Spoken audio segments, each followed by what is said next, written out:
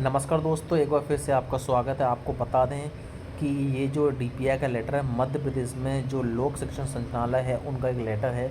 उन्होंने क्या किया है कि जो वहाँ पर शांतिप्रिय विद्यालय होते हैं जिन्हें सीएम राइज बोला जाता था पहले, उन विद्यालयों के आसपास के 3 किलोमीटर दायरे में जितने भी विद्यालय हैं, शासकीय विद्यालय हैं, उनको मर्ज करने की बात कर दी गई है। बहुत ही गंभीर विषय है और कहीं न कहीं जो ग्रामीण क्षेत्र के बच्चे हैं वो कैसे आएँगे, क्या होगा, सब सुविधाएँ हैं, लेकिन ठीक है, लेकिन गंभीर विषय है। क्या न्यूज़ है उसके बारे में थोड़ा-सा हम जानेंगे। सबसे पहले एक डीपीआई ने कॉपी दी है जिला कलेक्टर समस्त जिले, मध्य प्रदेश के जितने भी जिले हैं उनके कलेक्टर को दी गई है और मध्य प्रदेश के जितने भी जिला शिक्षा अधिकारी हैं जिसको डिस्ट्रिक्ट एजुकेशन ऑफिसर बोला जाता है, उनको भी ये कॉपी दी गई है। इसका विषय बड़ा शानदार है।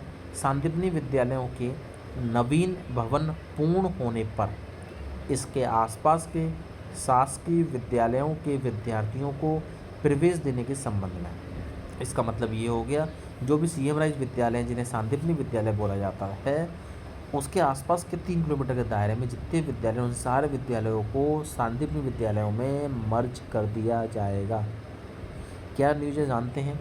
सबसे पहले इसमें कहना चाह रहा है आपसे, शांतिप्रिय विद्यालयों में सत्र 2025-26 हेतु प्रवेश नीति जारी की गई है। इस प्रवेश नीति को अधिक्रमित करते हुए जिन शांतिप्रिय विद्यालयों के नवीन भवन पूर्ण होकर स्कूल शिक्षा विभाग को प्राप्त होते जाएंगे, उनमें निम्न अनुसार निर्देशों के क्रम में कार्रवाई की जाने के निर्देशित प्रसारित किए जाएंगे। क्या कार्रवाई की जाएगी? सबसे पहला पॉइंट है, शांतिप्रिय विद्यालय हेतु गठित जिला स्तरीय मॉनिटरिंग कमेटी के मार्गदर्शन एवं नियंत्रण में प्रवेश प्रक्रिया की जाएगी। यानी कि शांति विद्यालय में जिस जिले में शांतिप्रिय विद्यालय है उसमें मॉनिटरिंग कमेटी होगी, वो उसका मार्गदर्शन करेगी, उसको नियंत्रण करेगी, उसके अकॉर्डिंग उसमें प्रवेश किए जाएंगे। यह कमेटी क्या करेगी? प्रत्येक विद्यालय के लिए प्लान बनाकर प्रस्तुत प्रवेश नीति के अनुरूप निर्णय लेकर क्रियान्वयन करेगी। यानी पूरा उसमें देखेगी, पूरे विद्यालय का प्लान बनाएगी और जो उसकी प्रवेश नीति होगी उसके बारे में कार्य करेगी। दूसरा, भवन पूर्ण होने वाले शांतिप्रिय विद्यालयों में उनके मॉडर्न अनुसार आकांक्षित नामांकन एस्पिरेशनल एनरोलमेंट के आधार पर आसपास के शासकीय विद्यालयों में अध्ययनरत विद्यार्थियों को प्रवेश दिया जाएगा। अब कौन से आसपास? भवन के आसपास तो हजारों विद्यालय हैं। इसमें स्पष्ट कर दिया है, शांतिप्रिय विद्यालयों को सकेंद्रित वृत्त के केंद्र में मानकर, यानी शांति विद्यालय को आप केंद्र मान लीजिए, केंद्र बिंदु मान लीजिए और उसके क्रम में 1 किलोमीटर में, 2 किलोमीटर में और 3 किलोमीटर की रेडियस में क्रमशः परिधि में, पूरे परिधि में स्थित शासकीय विद्यालय में अध्ययनरत विद्यार्थियों को प्रवेश की कार्रवाई की जाएगी। कुल मिला के आप शांतिप्रिय विद्यालय को केंद्र मानकर और उसकी जो 3 किलोमीटर की परिधि में, 3 किलोमीटर की सरकमफेरेंस में जितने भी विद्यालय आ रहे हैं, उन सारे विद्यालयों के नामांकन शांतिप्रिय विद्यालय में किए जाएंगे। कटिका 2 के अनुक्रम में विद्यालयों के चयन में कम नामांकन वाले शासकीय विद्यालयों को प्राथमिकता दी जाएगी। जिसमें नामांकन कम है उसको तो प्राथमिकता देनी ही पड़ेगी। एवं उन विद्यालयों के सभी विद्यार्थियों का प्रवेश शांतिप्रिय विद्यालयों में कराया जाएगा। ऐसे विद्यालयों में नवीन प्रवेश नहीं लिया जाएगा। दूसरा, उपरोक्त अनुसार शासकीय विद्यालयों के सभी विद्यार्थियों का प्रवेश शांतिप्रिय विद्यालय में हो जाने पर ऐसे विद्यालयों को अन्य आवश्यकता वाले स्थानों के लिए युक्त किया जाएगा। क्या बोलना चाह रहा है कि भैया उसमें तो चले ही जाएंगे बच्चे, नामांकन होगा नहीं, और ऐसे विद्यालय जो होंगे अनावश्यक वाले स्थानों के लिए युक्तकरण किया जाएगा। कुल मिला के उसमें ये बोलना चाह रहा है आपसे कि जो शासकीय विद्यालय के सभी विद्यार्थियों का प्रवेश शांतिप्रिय विद्यालय में हो जाएगा और उसके ऐसे विद्यालय को अनावश्यक वाले स्थानों के लिए युक्त, मतलब कि जो भी वो बिल्डिंग होगी उसमें जो भी कार्य कराया जाएगा उसका दूसरा शाखा उसके अंदर चलने लगे या दूसरे डिपार्टमेंट उसमें काम करने लगे, इस तरह से वो कहना चाह रहा है। कुल मिलाकर मर्जिंग वाला सिस्टम हो गया।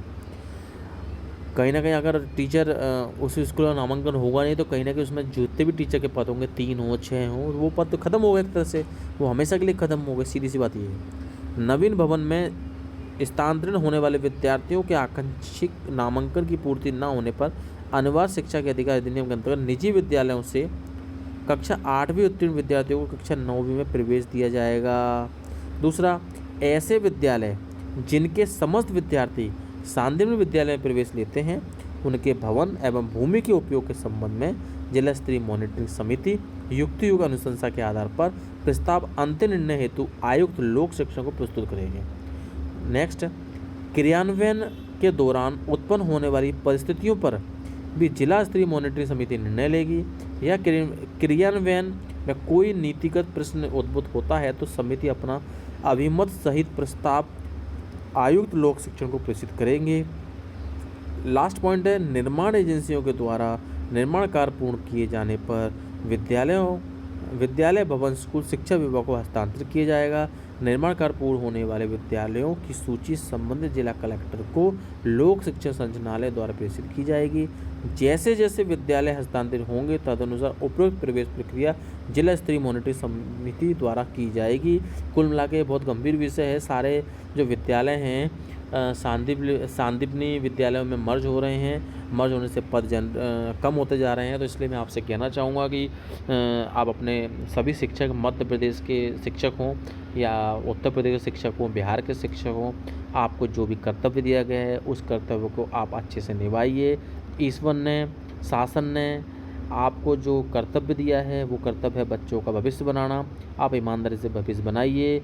आपकी जो मध्य प्रदेश में ऑनलाइन उपस्थिति लग रही है, उत्तर प्रदेश में भी 1 जुलाई से ऑनलाइन उपस्थिति लग रही है। ऑनलाइन उपस्थिति के लिए, ई अटेंडेंस के लिए आप बिल्कुल भी ना डरिए। जैसा देश वैसा बेस वाली कहानी होती है। आप ईमानदारी से पढ़ाइए। हर चीज़ का समाधान है, सब चीज़ का समाधान निकल जाएगा। आपको छूटें भी मिलेंगी, सब काम होगा। लेकिन आप शासन के कहने में चलिए। कहीं ना कहीं जो सरकारी स्कूलों की जो पिक्चर या चित्र बना हुआ है लोगों की नज़रों में, वो दूर करिए। आप अपना कार्य ईमानदारी से करिए। देश अपना बदल जाएगा। आपके सुनहरे भविष्य के लिए बहुत बहुत शुभकामनाएं दोस्तों। नमस्कार।